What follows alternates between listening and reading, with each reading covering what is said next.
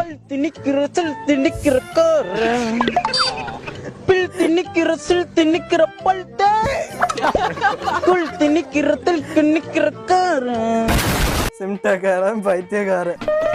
முன்னாடி ஒருத்தன் கூலி போட்டிருக்கான்டா. என்னடா தமிழ் கடவுள் தெரியுமேடா எனக்கு எந்த சம்பந்தம் இப்போது அந்த சிலையை மறுசீரமைத்து வருகின்றனர். அத்தோடு இந்த சிலையை வடிவமைத்தவர் மன்னிப்பு கேட்டுள்ளார். இன்ஸ்டாகிராம் காதலியை நேரில் பார்த்த வாலிபர் அலறல். 17 வயது என்று கூறி ஏமாற்றிய 50 வயது பெண்.